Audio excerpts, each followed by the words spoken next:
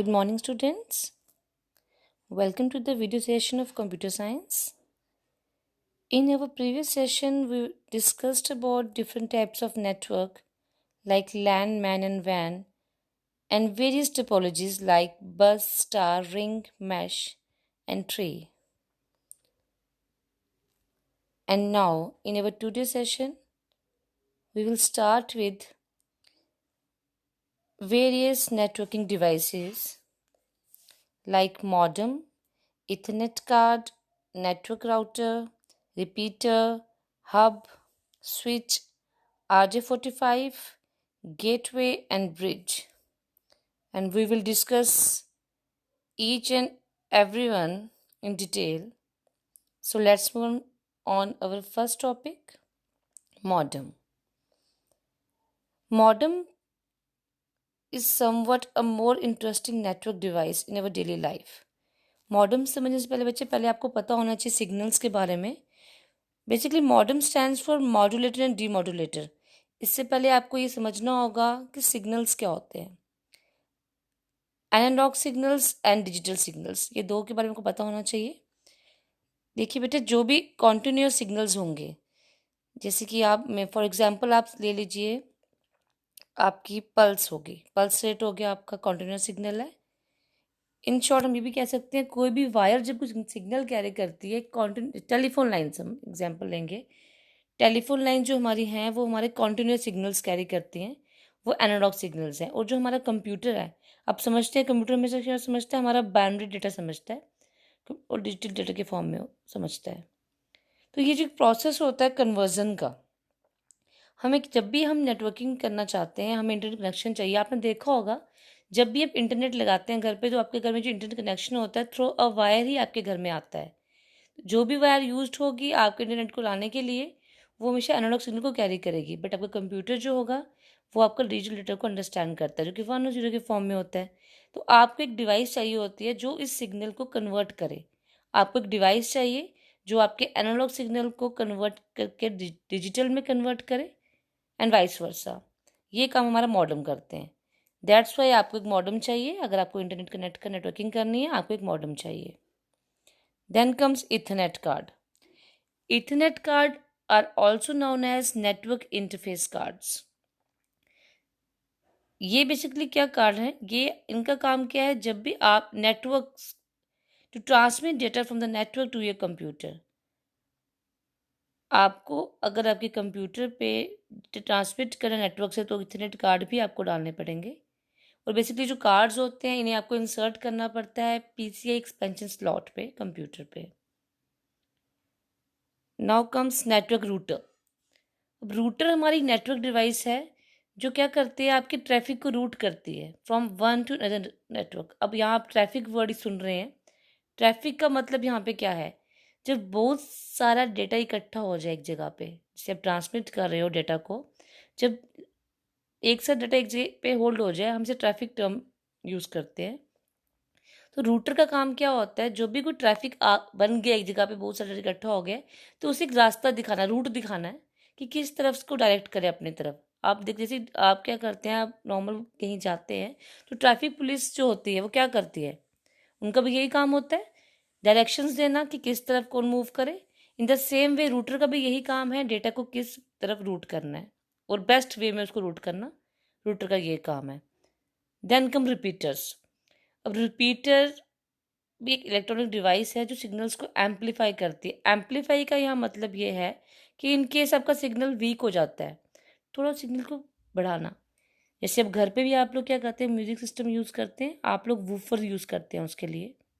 जब भी आप में वॉइस को बढ़ाना होता है, हम लोग वहाँ पे यूज़ करते हैं वूफर. और अगर आप यहाँ पे सिग्नल्स को थोड़ा बढ़ाना चाहते हैं आप, तो आप डेटा सिग्नल को तो आप एम्पलीफाई यूज़ करेंगे.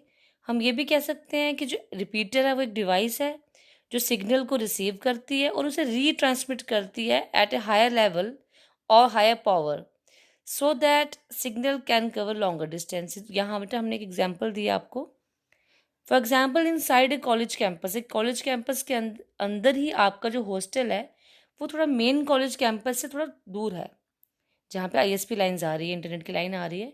और अगर आपकी कॉलेज की अथॉरिटी चाहती है कि जो वो क्या करे, हॉस्टल और मेन कैंपस के भी जो वायर उसको पुल करे तो उन्हें रिपीटर यूज़ करने पड़ेंगे क्योंकि डिस्टेंस ज़्यादा है, और अगर वो नॉर्मल रिपीटर यूज़ नहीं करते हैं तो इनमें सिग्नल बहुत वीक होने वाला है। तो सिग्नल को बढ़ाने के लिए यहाँ पे आपको रिपीटर का यूज़ करना होगा। Then comes network hub. अब हब का जैसे आपने नाम सुना है तो आपको मैंने in our previous session hub के बारे में आप पढ़ चुके हैं, आपने स्टार टोपोलॉजी में हब को यूज़ किया था। हब बेसिकली नेटवर्किंग डिवाइस है जो क्या करती है, आपके मल्टीपल नेटवर्क होस्ट को कनेक्ट करती है। हब का काम भी यही है, डेटा ट्रांसफ़र करने का ही है। हब जब डेटा ट्रांसफ़र करेगी वो पैकेट्स के फॉर्म में करेगी। देखो जब हब सेंटर में था उसके पास हर तरफ से डेटा आ रहा है, पैकेट्स आ रहे हैं, तो हब के पास इतना ना ही इतना टाइम है ना ही इतना दिमाग वो लगाता है। वो क्या करेगा, एट वंस वो पैकेट्स को सबकी तरफ ब्रॉडकास्ट कर देगा। जो भी उसके आगे कनेक्शन लगे हुए हैं वो पैकेट्स को डिफरेंट कॉपीज क्रिएट करके हर तरफ भेज देगा। यही इसका वर्किंग मैकेनिज्म है।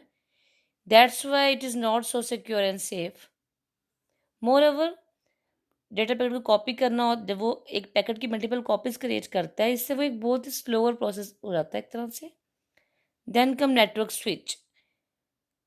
Like a switch also works on the layer of LAN. जिस तरह से हब ने काम किया आपके लिए, मल्टीपल कनेक्शन से उसने डेटा को लेके मल्टीपल जगह पे ब्रॉडकास्ट किया है, स्विच का भी सेम काम है। बट स्विच जो है वो थोड़ा इंटेलिजेंट है हब से।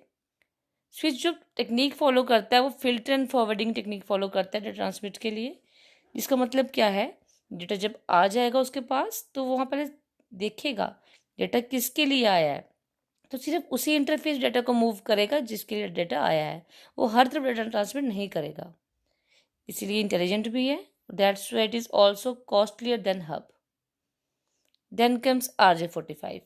बट जब आप लोग लैब में कभी आएंगे आपको मैं ज़रूर शो करूँगी।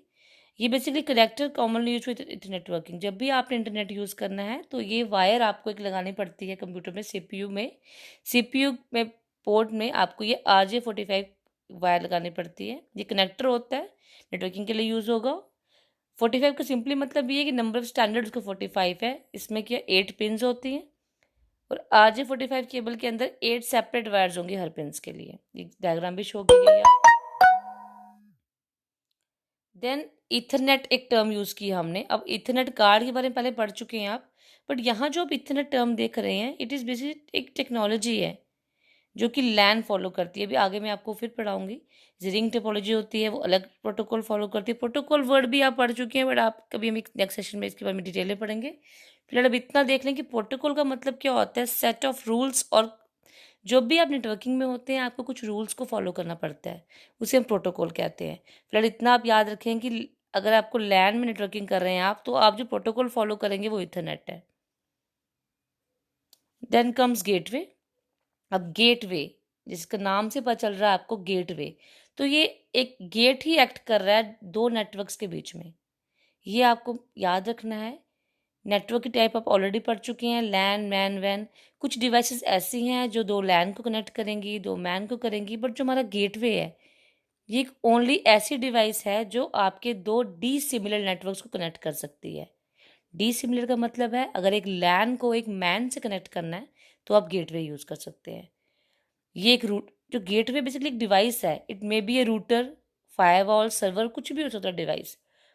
अब जैसे आपके घर में आप गेट लगाते हैं, प्रोटेक्शन के लिए गेट लगाते हैं आप, इन द सेम वे हम गेटवे यूज़ करते हैं। ये गेटवे जो है बाकी के सभी नोड्स को प्रोटेक्ट करती है नेटवर्क से।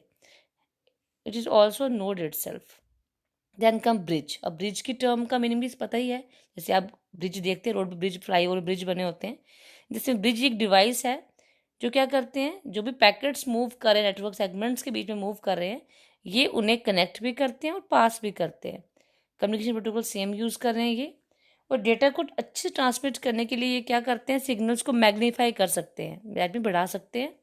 तो जब भी कोई सिग्नल को बढ़ाएगा दैट मीन्स वो रिपीटर एक्ट करेगा। रिपीटर का काम ही यही है सिग्नल्स को एम्पलीफाई करना। अब यहाँ मैंने आपको थोड़ा बताया हुआ डिफरेंस दिया गया है गेटवे और ब्रिज के बीच में। अब गेटवे जो है मैंने ऊपर आपको बताया एक हार्डवेयर डिवाइस है। यहाँ पर ये लिखा है कि गेटवे जो है it's a collection of hardware software facilities जो क्या करती है, एक नेटवर्क को एनेबल करती है कम्युनिकेशन सेटअप करने में अमंग डी सिमिलर नेटवर्क। ये आपको याद रखना है कि गेटवे जो है वो डी सिमिलर नेटवर्क्स को कनेक्ट करता है। लेकिन जो ब्रिजेस है हमारे, ब्रिजेस हो गए या रूटर हो गए, दोनों ही सिमिलर नेटवर्क्स को ही कनेक्ट करते हैं। So students, thanks. And for any curious doubt, please contact me on my WhatsApp number as given on the screen. Thanks.